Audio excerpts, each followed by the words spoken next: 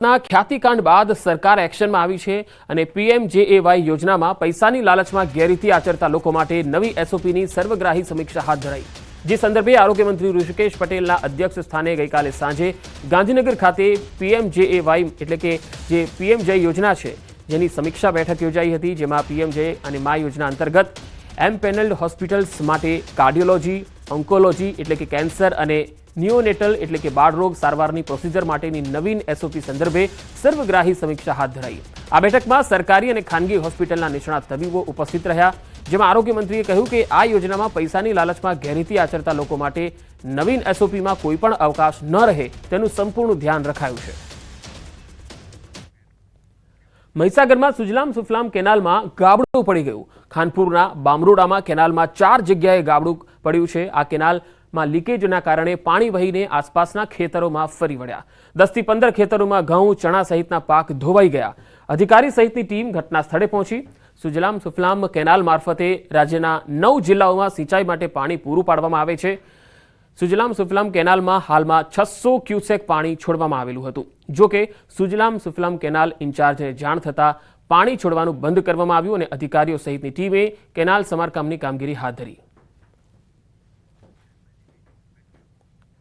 રસ્તાના અભાવે સગર્ભાને જોડીમાં લઈ જવી પડી। વધુ એક ઘટના નર્મદાના ચાપટ ફળિયાનો એક વિડીયો છે જે વાયરલ પણ થઈ રહ્યો છે। સારવાર ન મળતા જંગલમાં જ સગર્ભાએ બાળકને જન્મ આપ્યો। ગર્ભવતીને રસ્તાના અભાવે લાકડાના 2 દંડા લઈ અને વચ્ચે સાડીની જોડી બનાવી હોસ્પિટલ લઈ જવાઈ હતી। સ્થાનિકોના મતે આ વિસ્તારમાં 10 કિલોમીટર સુધી રસ્તો નથી। પ્રસૂતાને પીડા ઉપડતા તેને જોડીમાં નાખી લઈ જવાનો વારો આવ્યો, જ્યાં ખુલ્લા જંગલમાં મહિલાએ બાળકને જન્મ આપ્યો। સ્થાનિકોના મતે 10 કિલોમીટરમાં રસ્તો ન હોવાથી કોઈ વાહનો આવી શકતા નથી। ચાપટ ગામમાં 3 પેટા ફળિયા છે, જેમાં ચાપટ ફળિયું, બીજું તિલખડી અને ત્રીજું ગમડ ફળિયું છે। 10 કિલોમીટર સુધી રોડ રસ્તાના અભાવના કારણે જે એક મહિલાની જે ડિલિવરી હતી તે રસ્તામાં આવતા ડિલિવરી થઈ ગઈ હતી। કારણ કે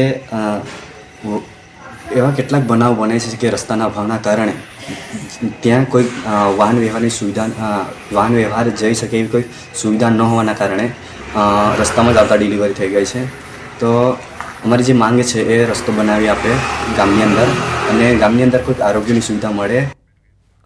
ભાવનગર શહેરની સમસ્યાઓ પૈકી કોઈ મુખ્ય સમસ્યા હોય તો એ છે કંસારાની સમસ્યા। પછી તે નવીનીકરણની સમસ્યા હોય, શુદ્ધિકરણની સમસ્યા હોય કે પછી સજીવીકરણની સમસ્યા હોય, શહેરીજનો ત્રાહિમામ પોકારી ગયા છે। કંસારા પાછળ કરોડો રૂપિયાનો ખર્ચ કરાયો હોવા છતાં સમસ્યા હજુ એ જ છે। કંસારામાં ભરાઈ રહેતું ગંદુ પાણી અને ઉગી નીકળેલા ઝાડી ઝાખરાને કારણે ગંદકીનું સામ્રાજ્ય જામી ગયું છે। વર્ષ 2002 થી કંસારા શુદ્ધિકરણની વાતો ચાલી રહી છે, પરંતુ હજુ પણ આ બાબતે ફક્ત વાતો જ થઈ રહી છે।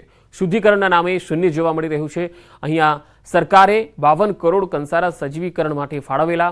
મહાનગરપાલિકા દ્વારા પણ 8.1 કિલોમીટર લંબાઈનો કંસારા પ્રોજેક્ટ પણ શરૂ થયો હતો, પરંતુ દબાણો અને જમીન સંપાદન નહીં થઈ શકવાના કારણે હજુ પણ કંસારા પ્રોજેક્ટ આજ દિન સુધી અધૂરો જ રહ્યો।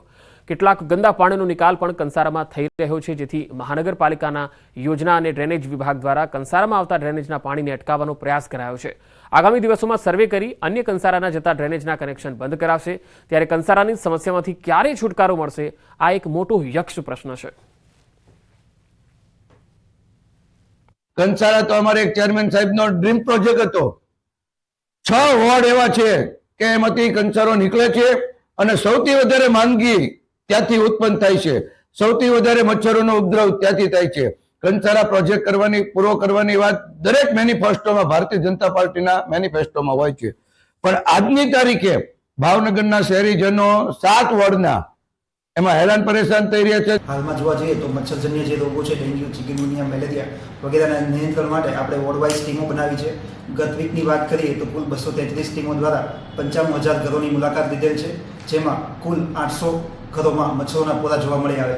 આ તમામ ઘરોમાં આપણે અંદાજિત 3,50,000 જેટલા પાત્રો તપાસેલ છે અને 3,20,000 જેવા પાત્રોનો નાશ પણ કરેલ છે। કોઈ રેપેલન્ટ યુઝ કરવા જોઈએ, પૂરતા શરીર ઢકાય એવા કપડાં પહેરવા જોઈએ, ઉપરાંત લીમડાનો પણ ધુમાડો કરી શકાય છે।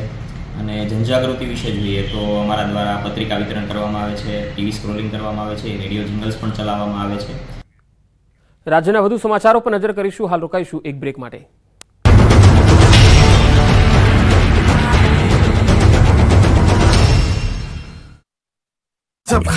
નમસ્કાર, આપ જોઈ રહ્યા છો ગુજરાતની number 1 news channel news 18 Gujarati. આપણું ગુજરાત સાથે હું છું સિદ્ધાર્થ દવાકિયા. મહત્વના સમાચારથી શરૂઆત. વાપી નજીક અમદાવાદ મુંબઈ નેશનલ હાઈવે પર દોડતી એક કારમાં આગ લાગી હતી. વાપીની એક ટ્રાવેલ એજન્સીની કાર પૂર ઝડપે વાપી તરફ આવી રહી હતી, જે મોહન ગામ ફાટક નજીકથી પસાર થઈ રહી હતી. એ વખતે જ કારના આગળના ભાગમાંથી ધુમાડાના નીકળવાની શરૂઆત થતા કાર ચાલકે તાત્કાલિક કારને થોભાવી કારની બહાર નીકળી ગયો હતો અને થોડી જ વારમાં કારનો આગળનો ભાગ આગની જ્વાળાઓમાં લપેટાઈ ગયો હતો.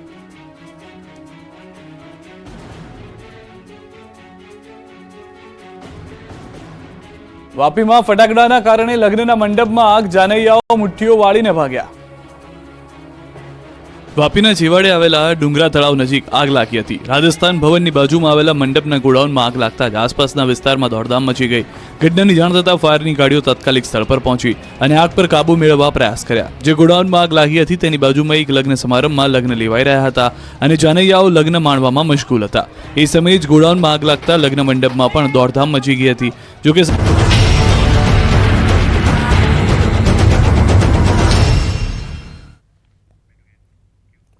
બ્રેક બાદ આગળ વાત આણંદના સોજિત્રાના ત્રંબોવાડ ગામના લોકો રોડ ન હોવાથી પરેશાન થયા છે.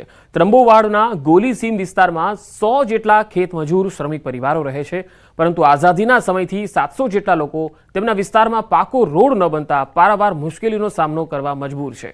સ્થાનિકોએ કહ્યું કે પાકો રોડ ન હોવાથી ગામમાં 108 પણ આવી શકતી નથી. બીજી તરફ ચોમાસામાં તો ગામમાં પ્રવેશવું અઘરું બની જાય છે. ચોમાસામાં કાચા રસ્તામાં કેળ સુધીનું પાણી ભરાતા 4 મહિના સુધી બાળકો સ્કૂલે જઈ શકતા નથી. જોકે અવારનવાર રજૂઆત કરવા છતાં ધારાસભ્ય કે જવાબદાર તંત્ર ગ્રામજનોની સમસ્યાનું નિરાકરણ નથી લાવતા. શું તકલીફ છે આ જવા આવવાની, રસ્તે કોઈ કરવા તૈયાર નહીં. અમારા છોકરા નિહાર જવાનું સાધનો બહાર મેલીએ, કોઈ ગયડિયા બીમારી થાય, કોઈ ડિલિવરીને લઈને જવાનું થાય, અમારે કઈ રીતે જવું? આ શ્યામ વિસ્તારમાં આ રસ્તો છેલ્લા 40-45 વર્ષથી બની શકતો નહીં અને કોઈ ધારાસભ્ય, કોઈ નેતા પણ આવી શકતા નહીં. અને વોટ જ્યારે લેવાનો હોય તે ઘરે દોડ્યા આવ્યા છે અને અત્યારે તો વોટ માટે કોઈ અત્યારે રસ્તા માટે આવતા નહીં, કોઈ જોવતા નહીં. અને ચોમાસાની એક વાત પહેલી કે જ્યારે કેળામાં પાણી હોય છે તે ઘડે છોકરાઓ નિહાર માટે જાય પ્રાથમિક શાળા, તે ઘડે અમારે 4 મહિના તો બેસી જ રહેવું પડે છે. વૃદ્ધો પણ અહીં દવાખાનામાં અથવા ડિલિવરીમાં બહેનો હોય તો એમના રોડ સુધી ઉચકીને લઈ જવા પડે છે. એમના ખાટલામાં ચોરી કરી અથવા ખાટલામાં ઉચકીને લઈ જવા પડે છે. અહીંયા બિલકુલ 108 જેવી કોઈ આવે એવી વ્યવસ્થા સરકારે કરી પણ અહીંયા આવી શકતી નથી. ભરૂચના ટંકારિયા ગામના તબીબને ડિજિટલ અરેસ્ટ કરી અને પૈસા પડાવવાની ઘટનામાં વધુ એક ઝડપાયો છે. આરોપીએ ભોગ બનનારના ખાતામાંથી તબક્કાવાર કુલ 14 લાખ ટ્રાન્સફર કરાવી ઠગાઈ આચરી હતી, જેમાં ભરૂચની સાયબર ટીમે પહેલા પાટણનો એક આરોપી ઝડપી પાડ્યો. ત્યારબાદ પોલીસે હવે મુંબઈના વસઈથી ઇસમ હુસૈન ઉર્ફે સમીર મોહમ્મદ ઇબ્રાહિમ નામે